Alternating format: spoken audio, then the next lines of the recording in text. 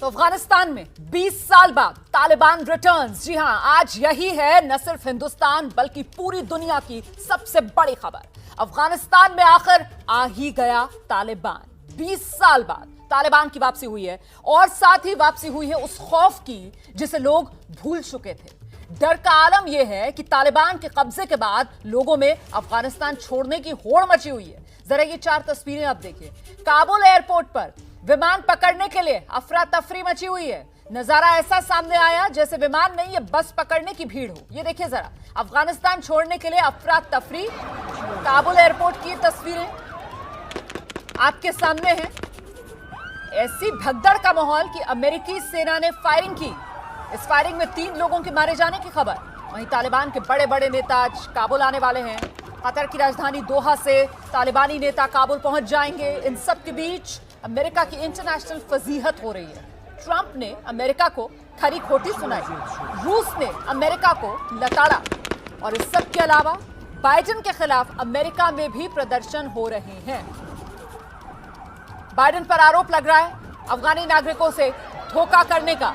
देखिए, फैसला अमेरिका बहुत पहले कर चुका था अफगानिस्तान को छोड़ने का, लेकिन ये जिस हबड़ा तबड़ी में अमेरिका ने अफगानिस्तान को छोड़ा, उसका नतीजा ये कि आज तालिबान पूरे अफगानिस्तान पर काबिज और आम लोगों में ये डर और खौफ का माहौल। उसी का ये नतीजा कि भगदड़ की तस्वीरें एयरपोर्ट पर विमान में कुछ इस अंदाज में चढ़ते हुए नजर आए लोग जैसे किसी गांव में कोई बस पहुंची है, 24 घंटे के बाद उसके इंतजार में खड़े हों और उसे पकड़ने की ये होड़।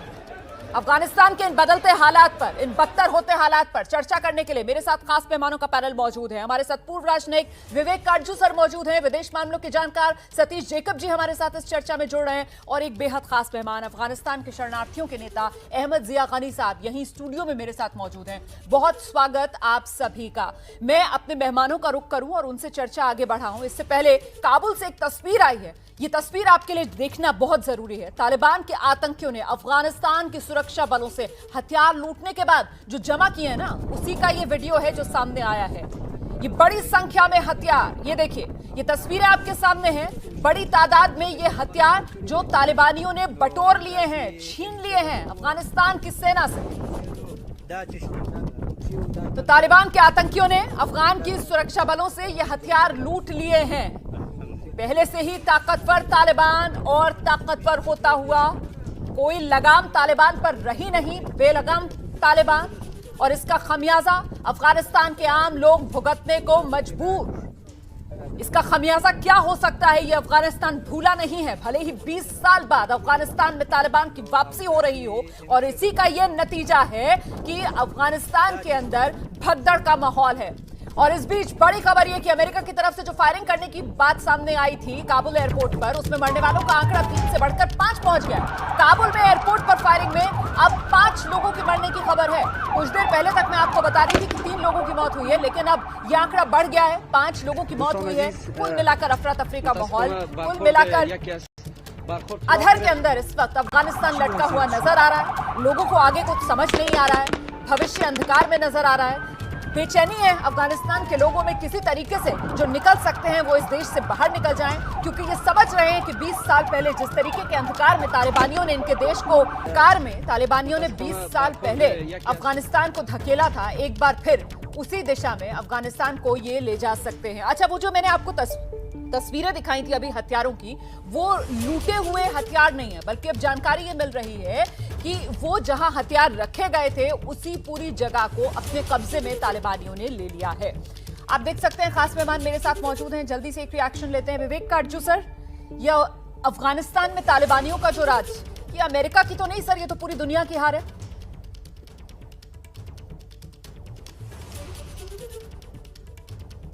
नहीं, ये अमेरिका की शिकस्त है और उसके साथ साथ जो सरकार उन्होंने बनाई थी अफगानिस्तान में, उसकी शिकस्त।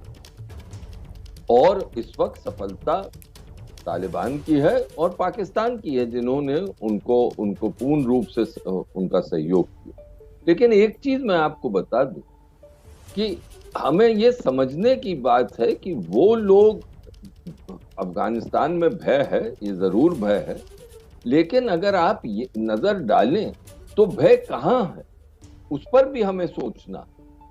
भय काबुल में तो साफ दिख रहा है, क्योंकि काबुल के लोगों को एक आदत पड़ गई थी एक आजाद जिंदगी की, और अब वो उनको ये महसूस है कि उन पर अंकुश लगे।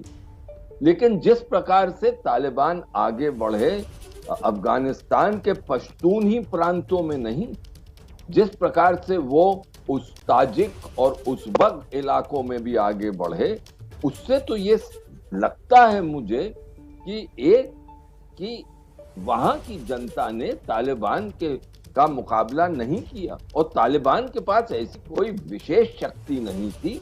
आप अगर देखें तो अफगानिस्तान की ना फौज ने किया, ना वहां की जनता ने किया, जिनके पास हथियार जरूर रहते हैं। ये 1990 के दशक से ये बिल्कुल अलग स्थिति। तो इससे ये लगता है कि अफगानिस्तान के जो सरकार थी वो लोकप्रिय नहीं रही, कि वो अंदर से खोखली हो गई। और जो मुझे खेद है, विशेष खेद है, वो ये कि ना ही राष्ट्रपति हामिद करजाई ने और ना ही राष्ट्रपति गनी ने खास तौर से पश्तून इलाकों में तालिबान की विचारधारा का विरोध किया। कितनी बार ये वहां गए, कितनी बार वहां पे मजलिसों में बैठे जी। तो एक प्रकार से एक टेरिटरी यानी कंस्टिट्यूएंसी तालिबान के लिए छोड़ दी गई जी। और आज के दिन उसी का खमियाजा अफगानिस्तान भुगत रहा है। तालिबान के लिए जो उपजाऊ जमीन छोड़कर गए हैं, उसी का ये नतीजा कि एक बार फिर से तालिबान यहाँ पर फलता फूलता हुआ नजर आ रहा है। सतीश जेकब सर, यहाँ से आपको आगे अफगानिस्तान का भविष्य क्या नजर आ रहा है? अभी कुछ देर पहले किसी तालिबान प्रवक्ता ने किसी न्यूज़ एजेंसी से बात करते हुए ये इशारा दिया कि अब की बार जो उनका शासन होगा उतना कठोर नहीं होगा जैसे 1996 में हुआ था। मुझे लगता है उन्होंने कुछ सबक सीखा है, कुछ शिक्षा प्राप्त की है कि उनके खिलाफ बहुत से लोग हो गए थे। अब वो ये कह रहे हैं कि हम आइसोलेशन में नहीं रहना चाहते, हम दूसरी कंट्रियों के साथ भी संबंध बनाना चाहते हैं, और हमारा ये फ़र्ज़ है कि जो जनता है अफ़गानिस्तान की, उसके लिए हम काम करेंगे, उनका डर हम हटाएंगे। तो मुझे लगता है अगर ये सच कह रहे हैं और उनकी पॉलिसी में वाकई चेंज होगा, तो हो सकता है कि तालिबान इस दफ़ा जो शासन बनाएगा वो इतना कठोर और इतना अलोकप्रिय नहीं होगा जितना वो उस वक्त था। तो चलिए उम्मीद करते हैं, देखते हैं आगे क्या होता है। ये महत्वपूर्ण बात आप कर रहे हैं सर कि 20 साल बाद ये 20 साल पहले वाला तालिबान नहीं होगा, लेकिन इसका आधार क्या है? क्योंकि अभी तो हमें 20 साल पहले वाली वही तस्वीरें याद आती हैं, जहां तालिबान का मतलब बामियान बुद्धास को गिरा देना, जहां तालिबान का मतलब एक स्कूल जाती छोटी बच्ची मलाला यूसुफजई को पॉइंट ब्लैंक रेंज से गोली मारकर उड़ा देना। तो आखिरकार क्या 20 साल बाद अब की बार ये बदला हुआ तालिबान होगा? इस वक्त की बड़ी खबर जानिए आप। तालिबान के अफगानिस्तान पर कब्जे के बाद अफगानिस्तान के राष्ट्रपति अशरफ गनी देश छोड़कर भाग गए। गनी पहले पड़ोसी देश ताजिकिस्तान गए, लेकिन ताजिकिस्तान की राजधानी दुशांबे में उनके विमान को उतरने नहीं दिया गया। अब गनी ओमान में हैं और यहीं से वो अमेरिका जाएंगे। कल ही अशरफ गनी की तरफ से फेसबुक पर एक लंबी चौड़ी पोस्ट शेयर की गई थी, जिसमें उनकी तरफ से कहा गया था कि उन्होंने देश छोड़ने का फैसला इसलिए किया है ताकि वो काबुल को खून खराबे से बचा सकें, और इसीलिए वो अफगानिस्तान छोड़कर जा रहे हैं। हालांकि इसके बाद अशरफ गनी पर कई सवाल भी खड़े हुए कि कैसे इस हालत में वो अपना देश छोड़कर जा सकते हैं, जबकि तय तो ये हुआ था कि बाकायदा वो इस्तीफा देंगे और सत्ता का हस्तांतरण होगा। लेकिन अशरफ गनी ने कल ही फेसबुक पर ऐलान कर दिया था कि वो देश छोड़कर जा रहे हैं। इस वक्त बड़ी खबर यह आ रही है कि पहले उनको ताजिकिस्तान के रास्ते अमेरिका जाना था, लेकिन ताजिकिस्तान की राजधानी दुशांबे में अशरफ गनी के विमान को उतरने नहीं दिया गया है। इस वक्त की बड़ी खबर, अब गनी ओमान में हैं और यहीं से वो अमेरिका जाएंगे। तमाम खास मेहमान हमारे साथ बने हुए हैं, उनका मैं रुख करूं उससे पहले आपको जरा तस्वीरें दिखा देते हैं एक बार फिर से। इन तस्वीरों को देखिए, ये डर बयां करती हुई तस्वीरें हैं, ये खौफ बयां करती हुई तस्वीरें हैं, क्योंकि वो 20 साल पहले वाला तालिबान जिसके खौफ के साए में अफगानिस्तान के लोगों ने वक्त गुजारा है, वही तस्वीरें एक बार फिर इन लोगों को डरा रही हैं, दहला रही हैं, और इसी वजह से भागते नजर आते अफगानिस्तान के ये लोग। एयरपोर्ट की ये तस्वीरें कि किसी तरीके से देश से बाहर निकल जाएं, किसी तरीके से तालिबान के चंगुल से बाहर निकल जाएं। ये 3 तस्वीरें दरअसल आज के अफगानिस्तान की पूरी दास्तां बयां कर रही है। तालिबान के डर और खौफ की ये दास्तां है। काबुल एयरपोर्ट पर अफरा तफरी, फायरिंग जिसमें अब तक 5 लोगों की मौत और हथियारों पर तालिबान का कब्जा लगातार बढ़ता हुआ और मजबूत होता हुआ लगातार तालिबान। सभी खास मेहमान हमारे साथ लगातार बने हुए हैं। सबसे पहले विवेक काटजू जी के पास एक बार फिर से आपको लेकर चलते हैं। विवेक सर, ये जो अब खबर सामने आ रही है कि पहले ताजिकिस्तान जाना था लेकिन दुशांबे में उनके विमान को उतरने नहीं दिया गया, ओमान के रास्ते अब वो अमेरिका जाएंगे अशरफ गनी, इसके भी कुछ सियासी मायने जो आप समझ पा रहे हैं? बहुत बड़ा सियासी मायने जी। ताजिकिस्तान ने ये अब कबूल कर लिया है कि वहां पर अफगानिस्तान में तालिबान की हुकूमत होगी और वो तालिबान को ऑफेंड नहीं, उनको नाराज नहीं करना चाहते कि ताजिकिस्तान ने अशरफ गनी को शरण दी। ये एक जेस्चर होता है, एक बहुत बड़ा जेस्चर है तालिबान के लिए। इसलिए हकीकत यही है कि इस वक्त सब पड़ोसी देश और दुनिया की महाशक्तियां चाहती हैं कि जो अफगानिस्तान में खून खराबा नहीं हो, शांतिपूर्वक सब चले। सब चाहते हैं कि तालिबान वो रवैया जो कि 1990 के दशक में उन्होंने अपनाया था उसको त्यागें, एक आधुनिक इस्लामी हुकूमत चलाएं, लेकिन एक आधुनिक इस्लामी हुकूमत, रूढ़िवादी हुकूमत नहीं। लेकिन ये जो ताजिकिस्तान ने किया वो ये भी साबित करता है कि ऐसी सिचुएशंस में, हालात में हर देश अपने हित को देखता है जी, भावुक नहीं होता है। और आप एक शब्द और इजाजत दें मुझे कहने का। जी सर। अभी तक मैं उस बात को आगे बढ़ाऊं जो सतीश जी ने कही, अभी तक तालिबान ने वो रवैया काबुल में घुस के नहीं दिखाया है जो 1996 में उन्होंने दिखाया था। वो 1996 में दाखिल हुए और उन्होंने पूर्व राष्ट्रपति नजीबुल्लाह और उनके भाई अहमद जिया को तालिबान में अर्ग के सामने, अर्ग वहां का जो एक जमाने अर्ग प्रेसिडेंशियल पैलेस है जो वहां के शाहों का पैलेस होता था जी, जिससे मैं अच्छी तरह वाकिफ हूं क्योंकि मैं राजदूत रह चुका हूं भारत का वहां। उसके राउंड अबाउट पर दोनों को टांगा था, उनको सूली पर चढ़ाया था वहां पर। इस बार अभी तक तालिबान ने ऐसी कोई हरकत नहीं की है। इसके विपरीत उन्होंने राष्ट्रपति कारजाई, अब्दुल्ला और गुलबुद्दीन हिकमतयार को कहा है कि आपकी सुरक्षा हम करेंगे। बिल्कुल, बिल्कुल। मैं ये नहीं कह रहा हूं कि आने वाले वक्त में तालिबान जो है वो अपना पूर्व रवैया नहीं अपनाएंगे, लेकिन अभी तक जो वो कदम उठाए हैं उन्होंने वो जरा संजीदे हैं। और आखिरी चीज मैं आपसे कह दूं क्योंकि ये जरूरी है बताना कि देखिए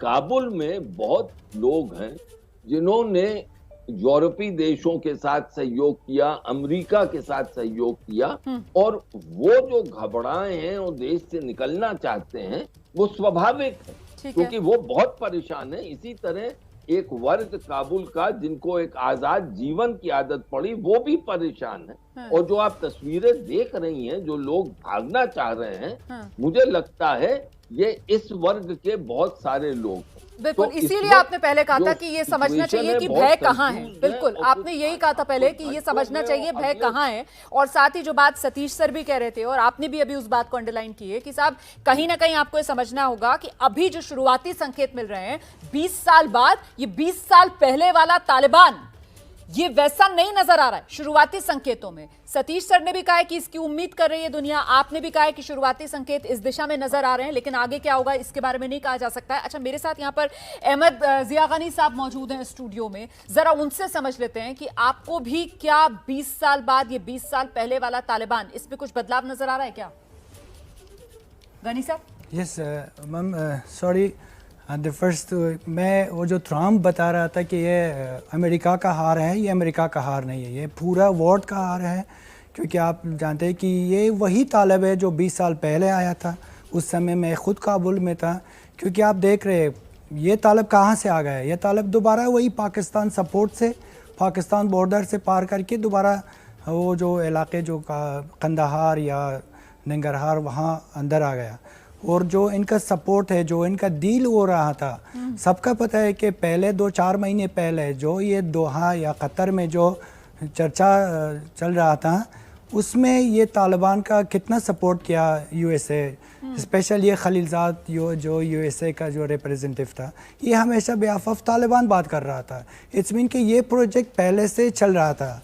और उस प्रोजेक्ट में यही जो आप देख रहे हैं, काबुल का हालात देख रहे हैं, ये पहले से एक सिस्टमेटिक प्रोग्राम बना रहा था इसका यूएसए। और ये तालिबान आने थी क्योंकि इसका 40 साल से ये जो पाकिस्तान यही मतलब था कि अफ़गानिस्तान का कब्ज़ा करने के लिए। तो गनी साहब, मैं आपसे ये जानना चाह रही हूँ कि आप खुद एक अफगानिस्तानी हैं, आपको क्या लग रहा है? आपको लग रहा है कि एक बार फिर से अफगानिस्तान उसी अंधकार में जाने वाला है? yes, एक बार फिर से वही तालिबान का क्रूर कहर जो है अफगानिस्तान झेलने को मजबूर होगा, खासतौर से वहां की महिलाएं, वहां की बच्चियां? बिल्कुल 100% वही है, क्योंकि अभी जो एक हफ्ता होगा तो कई शहरों का वो कब्ज़ा किया। उस शहर में वही कानून लागू हुआ रहे हैं कि पहले 20 साल पहले हुआ था। जैसे लेडीज़ का स्कूल नहीं जाने देंगे, कई लेडीज़ जो मीडिया में काम कर रहा था या कोई सरकार के साथ काम करे, उसके घर के पीछे एक घर के पीछे जाके उनका क्वेरी किया कि कहाँ है, क्या करते हैं, और कई का अरेस्ट भी किया। और अभी आज मेरे को एक न्यूज़ आया कि बहुत तुलो टीवी जो सबसे फेमस टीवी है अफगानिस्तान का, उसका जर्नलिस्ट, लेडीज़ जर्नलिस्ट, सब काबुल एयरपोर्ट में था और वो भागने का प्लान में था। वाले अनफॉर्चुनेटली तालिब उनका अरेस्ट किया और लेके गया, पता नहीं क्या हो रहा है उसके साथ। पर यही है कि फिर मुझे लगता है हमें सतीश जेकब सर के पास चलना चाहिए। सतीश जेकब साहब, फिर ये उम्मीद कैसे की जाए कि शायद 20 साल बाद ये वो 20 साल पहले वाले तालिबान ना हो? अच्छा, आप वैसे भी इन तालिबानियों के कर्ता धर्ताओं के जो नाम सामने निकल कर आ रहे हैं उसमें कौन है? मुल्ला उमर का बेटा, वो कर्ता धर्ता है। हक्कानी का बेटा, वो अब कर्ता धर्ता बनकर बैठ गया है। तो वही तो वंशवाद है, उन्हीं के बेटे हैं अब जो आकर यहाँ पर मुखिया बने हुए, चौधरी बने हुए बैठे हुए हैं।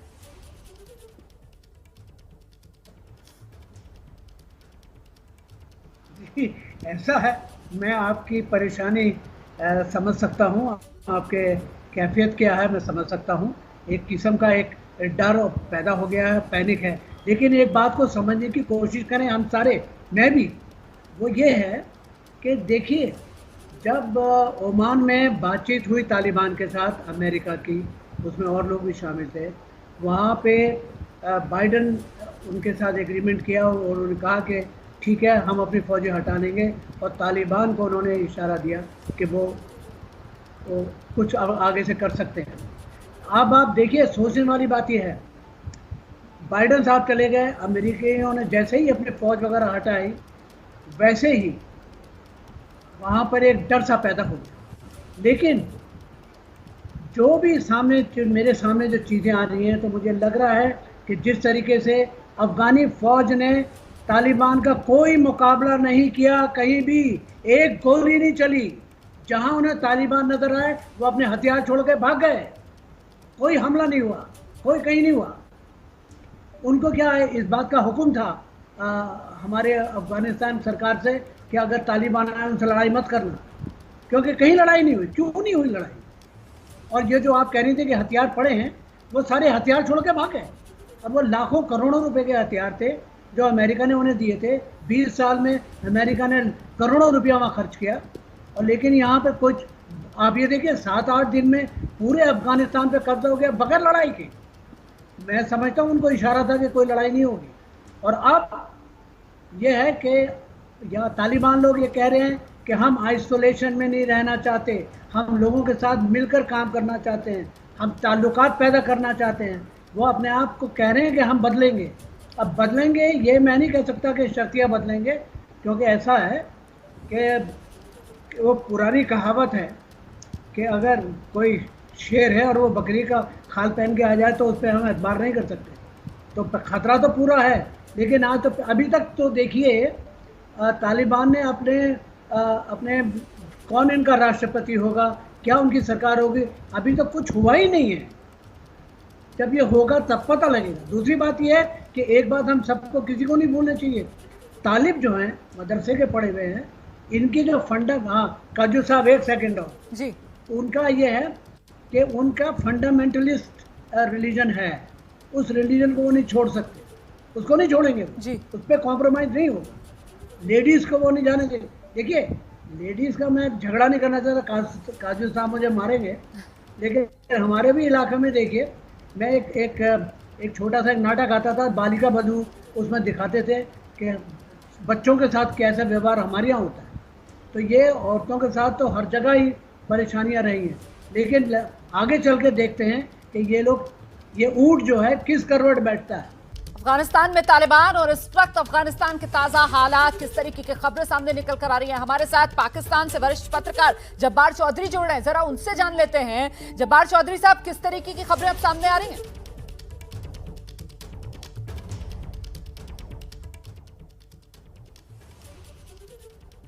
देखिए, इस वक्त जो जिसको फॉल ऑफ काबुल कह रहे हैं वो तो ज़ाहिर है कल 15 अगस्त को हो चुका है। तो अब उसके बाद जो है ये सबसे कठिन मरहला जो शुरू हो रहा है वो ये है कि आगे फॉर्मेशन क्या होगी, आगे बढ़ने का तरीका क्या होगा, गवर्नमेंट कैसे बनेगी। ट्रांजिशनल जो पीरियड है ये बहुत ही इंपॉर्टेंट है। और इस वक्त जो है सारी सूरत हाल, सारी जो फोकस है वो ये है कि किस तरह जो है वो एक गवर्नमेंट जो है वो आगे दी जाए अफगानिस्तान को, ताकि कम से कम जो है वो ये मुल्क जो है वो आगे बढ़े।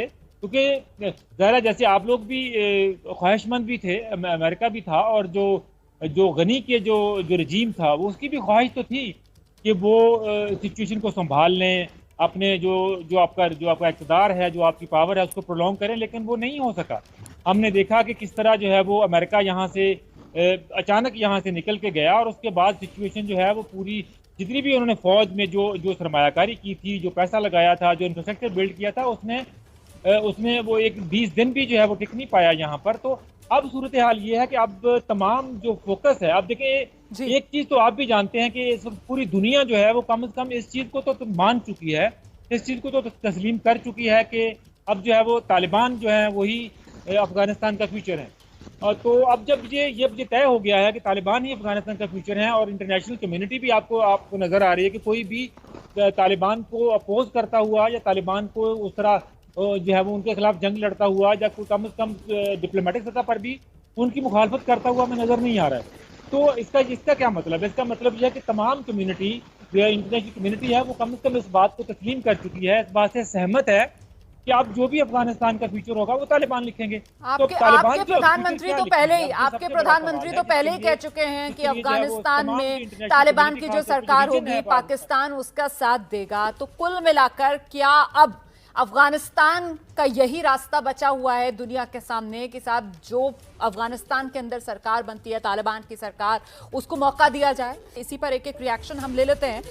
सतीश जेकब सर, जो बात अभी जब्बार चौधरी कर रहे थे, अब मतलब बस दुनिया के सामने एक ही विकल्प बचा हुआ है कि तालिबान को मौका दिया जाए?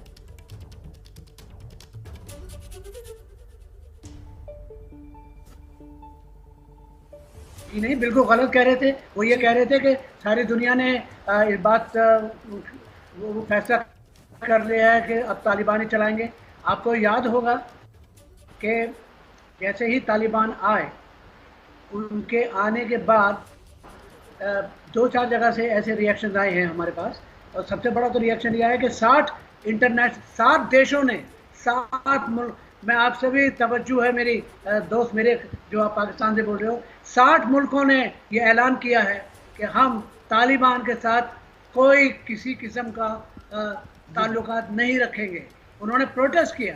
तो आप कैसे कहते हैं कि सारे दुनिया के देशों ने मान लिया? तो ये गलत है कहना कि सारी दुनिया ने मान लिया। 60 कंट्रीज ने तो बाकायदा ऐलान किया है कि they are not going to have, वो मतलब कोई सब जब्बार चौधरी आप बाद में जवाब दीजिएगा। सतीश जेकब साहब को आपने सुन लिया, अब जरा काटजू साहब को भी सुन लीजिए। काटजू सर।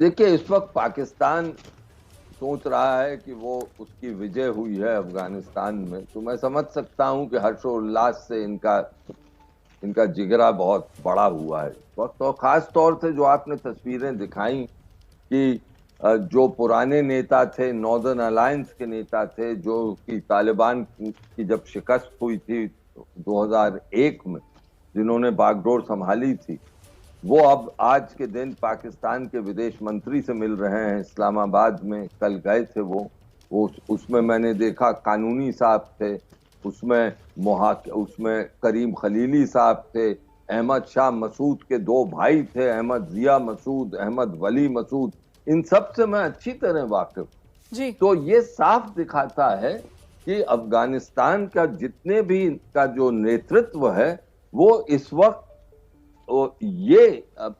उसकी मान्यता ये है कि पाकिस्तान का क्या इस वक्त बहुत ही स्पेशल रिस्पॉन्सिबिलिटी कि अफगानिस्तान में तालिबान को तो बढ़ाया है, तालिबान से सफलता प्राप्त की है, लेकिन अफगानिस्तान में जिम्मेदार सरकार बने जो कि हर वर्ग की, अफगानिस्तान की हर जाति की, हर वर्ग की सेवा करे।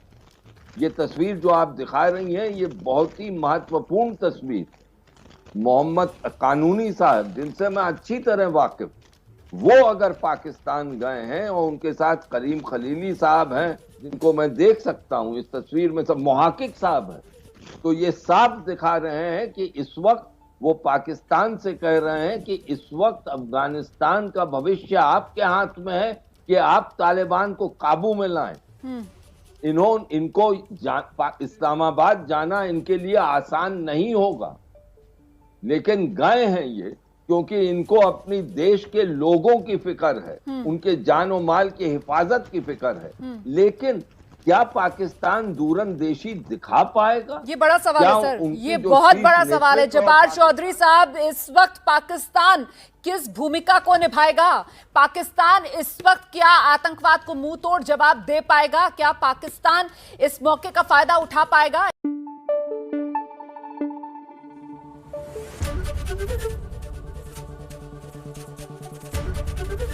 एबीपी न्यूज आपको रखे आगे।